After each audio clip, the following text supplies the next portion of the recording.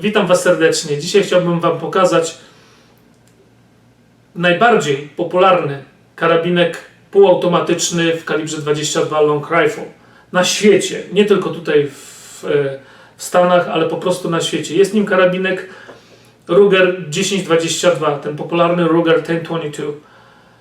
On został zaprojektowany w 1964 roku właściwie jako broń do takiego rekreacyjnego strzelania, do polowania na drobną zwierzynę, do po prostu też mania, dosłownie do nauki strzelania. Ten karabinek, tak jak już mówiłem, jest półautomatyczny. Działa na zasadzie odrzutu zamka swobodnego. Broń została zaprojektowana do kalibru 22 Long Rifle na magazynki 10-nabojowe, troszeczkę przypominające patent Mannlichera, dlatego że naboje się układają tak rotacyjnie w magazynku, dokładnie tak jak w magazynkach Mannlichera, prawda? To jest patentowany przez Rugera typ magazynka. Bardzo dobre, bardzo dobrze się sprawują. Proszę zobaczyć, one mają tutaj bardzo solidne wykonanie i tak dalej, więc to jest podstawowy magazynek do niego. Oczywiście są inne, tak jak na przykład ten od Rugera 25 strzałów, można również założyć go i mamy takie coś.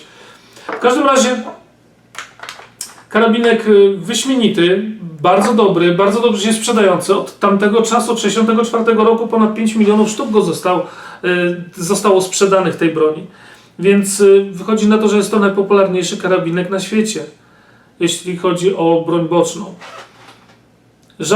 Żadna inna broń nie została wyprodukowana w takiej ilości. Podstawowa jego wersja tutaj u nas w Stanach kosztuje $250, naprawdę. Ale mimo tego, że ona jest naprawdę dosyć tania, Ruger nie oszczędza na materiałach, nie oszczędza na wykonaniu tej broni. No może troszeczkę w ostatnich latach, ale generalnie ta broń jest zbudowana tutaj naprawdę jak czołgi, jeśli chodzi o produkty Rugera. On naprawdę nie oszczędza, straciłby klientów. Firma Ruger jest tutaj numer 1 w Ameryce, jeśli chodzi o produkcję broni. Firma Ruger nie zdobyła popularności swojej broni tylko i wyłącznie przez to, że ma rozsądne ceny, ale po prostu ta rozsądna cena koreluje z bardzo, ale to bardzo dobrą jakością i ta broń jest naprawdę zbudowana jak czołg. Właściwie każda jedna. Naprawdę ja nie znajduję w ich produktach jakiejkolwiek broni, która by była bardzo, bardzo nielubiana. Nie ma czegoś takiego. Przynajmniej według mojej opinii w każdym razie. Ok, wracamy do karabinka. Karabinek jest zbudowany w typowej konfiguracji, jak tutaj widzicie. Działa na zasadzie odrzutu zamka swobodnego. Zasilany jest, tak jak mówiłem, z magazynków 10-nabojowych oryginalnie. Ja tutaj porobiłem pewne modyfikacje, dlatego że tutaj na przykład ten zatrzask do magazynka jest taki trochę ciężko dostępny, więc ja na przykład tutaj taką modyfikację malutką zrobiłem, to naprawdę jest nic. Więc mamy tutaj taką dźwignię, która służy do zatrzymywania zamka w tylnym położeniu. Nie zatrzymuje to automatycznie po strzale, ale na przykład możemy to użyć do tego, żeby na przykład do sprawdzenia broni lub coś w tym stylu, prawda? I naciskając tą dźwignię tutaj, proszę zobaczyć, dajmy broń do sprawdzenia albo po prostu na strzelnicy czy jakoś. To automatycznie zaskakuje. Ma bezpiecznik oczywiście, taki przerzutowy tutaj. Jest bardzo efektywny. Spust nie jest regulowany akurat w tym egzemplarzu, ale jest bardzo łatwo modyfikowalny, jeśli chodzi o nacisk i o pracę tego spustu, prawda? Oczywiście ma tutaj wywiercone, nagwintowane otwory do montażu na przykład szyny, do lunety, tak jak tutaj w tym miejscu, w tym momencie. Oczywiście jest wyposażony w składane przyrządy celownicze zwykłe, czyli muszkę i szczerbinkę. No one są takie regulowane, są ok, mogę tak powiedzieć. Tak? Regulowane są w miarę, no i są po prostu ok. Tutaj jak widać, bardzo prosty karabinek, bardzo łatwo modyfikowalny przede wszystkim. te magazynki na przykład, mnóstwo firm produkuje przeróżne magazynki. Ten akurat jest od Rugera, więc bardzo, bardzo dobry magazynek akurat ten. Ja do tego karabinka mam jeszcze różne osady, na przykład polimerowe od Archanioła można powiedzieć, która po prostu przekształca ten karabinek w jak gdyby treningową wersję G36. Ja może wrzucę zdjęcie, jeżeli znajdę. Ja wróciłem do oryginalnej konfiguracji w tym karabinku, dlatego że stwierdziłem, że lepiej kupić sobie trenażera, w sensie następną broń, niż w sumie nie niszczyć, ale zmieniać oryginalną konfigurację tej naprawdę bardzo poręcznej, bardzo leciutkiej broni. Naprawdę niewiele więcej można powiedzieć o tym karabinku. Poza tym, że jest multum, ale to multum firm, które produkują do niego akcesoria, produkują właściwie wszystko, lufy, spusty, całe receivery, czyli w sensie szkielety, właściwie wszystko, kolby, osady, celowniki, naprawdę wszystko, do tego stopnia, że można właściwie złożyć cały karabinek z części, karabinek Rugera z części, które nie są produkowane przez firmę Rugera. Dosłownie, Volquarsen jest prawdopodobnie najbardziej znanym takim, bardzo drogim producentem, który oferuje lufy, spusty, w ogóle różne powiększone rączki, zamki i tak dalej, które przekształcują ten karabinek naprawdę w bardzo dobrą broń snajperską. Tym bardziej, że ta broń ma to do siebie, że można bardzo łatwo ją skonfigurować, właściwie nie mając pojęcia o rusznikarstwie, mając tylko minimalne umiejętności mechaniczne, dosłownie. Dosłownie wymiana lufy w nim to jest dosłownie naprawdę bardzo prosta rzecz. Wymiana zamka, wszystkich innych komponentów, naprawdę to jest super proste. Ja teraz zmienię kąt kamery, pokażę wam, jak się to właściwie rozbiera ten karabinek. Jak on wygląda w środku, jak można lufę wymienić. Znaczy nie będę ściągał lufy, ponieważ nie mam drugiej lufy, nie będę odkręcał specjalnie jej, żeby wam pokazać, jak to się wyciąga, ale pokażę właściwie, jak to jest zamontowane i tak dalej. Więc naprawdę to jest bardzo prosta rzecz, ten karabinek. Naprawdę jest bardzo niezawodny. Ja praktycznie nie miałem zacięć z winy karabinka praktycznie nigdy. Czasami z winy amunicji, czasami z amunicji, która jest zbyt słaba, żeby przeładować ten karabinek, ale właściwie to wtedy działa jako broń powtarzalna, nie semi-automatic, prawda? Dodałem do niego taką lunetę. Szczerze mówiąc, nie jestem jakiś aficionado w sensie od optyki. Ja naprawdę lubię strzelać tradycyjnie, w sensie z otwartych przyrządów celowniczych. Ja wiem, że są plusy używania optyki, czy kolimatorów, czy tego typu rzeczy. Mam takie rzeczy, ale naprawdę jestem zwolennikiem. Akurat tutaj miałem taki pomysł, żeby założyć tą lunetkę. Nie miałem co z nią zrobić tak naprawdę. Ale prawdopodobnie ona się długo na tym karabinku nie ostanie. Więc zmieniam kąt kamery i zobaczymy, jak to wygląda w środku, ok? W celu rozebrania broni do czyszczenia, które jest dosyć ważne w broni z bocznym zapłonem, dlatego że brud się zbiera dosyć obficie, jeśli mogę tak powiedzieć, ze względu na to, że naboje są smarowane po prostu takim smarem, który zapobiega osadzaniu się ołowiu w lufie. Więc musimy czyścić ten karabinek raczej po tych każdym strzelaniu. Więc musimy najpierw poluzować tą tutaj śrubę, ten przedni bączek. Nie musimy odkręcać tego całkowicie, wystarczy poluzować troszeczkę.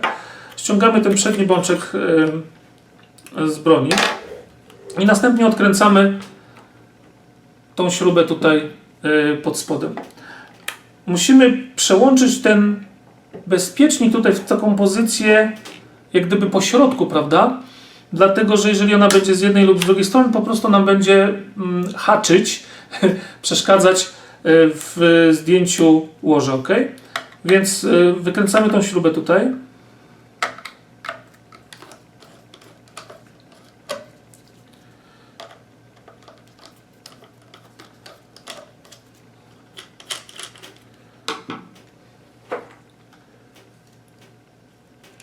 ściągamy ściągamy całe łoże. Więc co my tutaj mamy? Mamy tutaj teraz cały szkielet z zamkiem i mechanizm spustowy.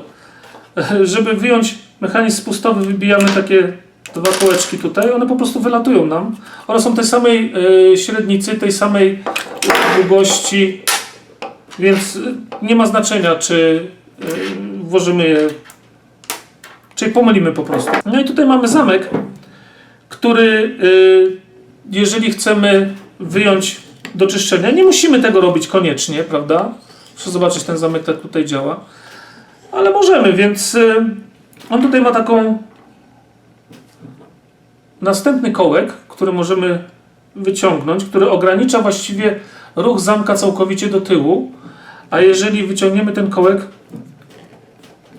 ten zamek pozwoli nam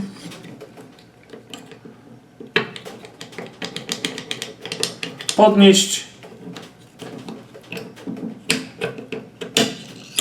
o właśnie, pozwoli nam wyjąć zamek, znaczy przesunąć go całkiem do tyłu i wyciągnąć go ze szkieletu, i tutaj mamy rzeź sprężyny powrotnej z rączką sprężyny powrotnej. Składamy go w odwrotny sposób oczywiście, pamiętając, żeby, a właśnie tutaj ta blokada wchodzi w te wycięcie w zamku, ta rączka sprężyny powrotnej, przepraszam, rączka do odciągania zamka i sprężyna powrotna. I tak to wygląda wszystko razem w zamku, ok? Teraz to spróbujemy złożyć bezproblemowo, mam nadzieję. Zamek do tyłu. Odciągamy tą rączkę. Mam nadzieję, że mi się to uda.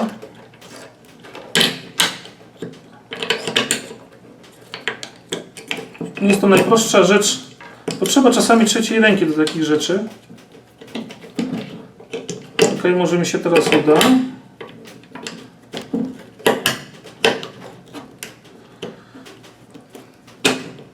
Ok. Mamy to zamontowane w tym momencie. Wkładamy ten największy kołek. Możemy go wyjąć całkowicie, niekoniecznie. Wkładamy go całkowicie. Patrzymy, czy zamek tutaj wszystko nam działa. Wszystko działa jak należy. I następnie wkładamy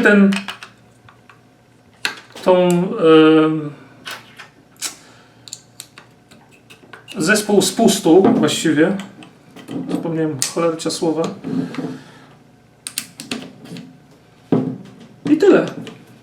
No i w odwrotnej kolejności, patrząc tutaj oczywiście na ten bezpiecznik, w odwrotnej kolejności spróbujemy bez tego. Mam nadzieję, że wszystko pójdzie ok. Aha, z tą lufą, o właśnie. Proszę zobaczyć. Tutaj mamy taką blokadę z imbusami, prawda? W tym miejscu. Po prostu odkręcamy te dwa imbusy tutaj. Może to będzie tak lepiej widać. O właśnie. Odkręcamy po prostu te dwa imbusy, ściągamy tą blokadę tutaj. Wtedy lufa całkowicie nam wychodzi ze szkieletu. Wkładamy nową lufę, zakręcamy, mamy tip-top. Więc lufę w tym karabinku jest naprawdę super łatwo wymienić, więc proszę zobaczyć, ona tutaj nie jest ciśnięta, zakołkowana, wkręcona, nic z tych rzeczy. Po prostu jest zakręcona tymi dwiema śrubami tutaj. I tym wedge'em, tym właściwie klinem tutaj takim właściwie. Ok? To jest naprawdę wszystko, co wystarczy zrobić, żeby wymienić lufę w tym karabinku. Naprawdę super. No oczywiście nie należy tutaj się spodziewać nie wiadomo jakiej celności, dlatego że w tej konfiguracji mamy tutaj przedni bączek, który zaburza, że tak powiem, całą ideę lufy wolnopływającej, więc te wibracje podczas strzału nie są równomierne i są zaburzone właśnie przez ten bączek i to będzie przeszkadzało nam, no, pogarszało troszeczkę celność. Oczywiście możemy, tak jak mówiłem, wymienić lufę, zmienić łoże, zmienić całkowicie konfigurację tego karabinka i zrobić naprawdę bardzo fajny, wyczynowy karabin. Co jest najfajniejsze w tej broni, to to, że ta broń jest bardzo łatwo modyfikowalna. Można ją naprawdę bardzo łatwo przystosować do swoich potrzeb, do swoich możliwości, do swojej budowy ciała. co jest naprawdę bardzo ważne. Ja strzelałem w Polsce no, chwilę temu zawody, w sensie competition, i wiem, jak bardzo ważne jest przystosowanie broni do swojego ciała, do swojego stylu strzelania, do długości po prostu ramion, nie wiem, tak jak mówię, do budowy ciała tak przede wszystkim. Więc kiedy mamy dobrze przystosowaną broń do siebie, wtedy nie mamy najmniejszych problemów z powtarzalnością strzałów oczywiście. Wiem z doświadczenia, że na przykład z mojego karabinu mój kolega z zespołu no, miał problemy z, no może nie ze skupieniem, ale z umiejscowieniem pocisku dokładnie w tym samym miejscu, prawda, na tarczy, więc są różnice, więc ten karabinek naprawdę daje taką możliwość, że jest super konfigurowalny. Wymyśliłem słowa chyba w tym momencie. Okej. Ja naprawdę bardzo go lubię. Ja naprawdę leżał troszeczkę zapomniany u mnie w szafie, ale sobie o nim przypomniałem. Ja sobie doskonale zdaję sprawę, że ta broń może być niezbyt tania w Polsce i niezbyt dostępna, ale mieszkając tutaj naprawdę mam szansę i możliwość cieszenia się właśnie czymś takim. Ja naprawdę to uwielbiam. No dziękuję i do zobaczenia następnym razem.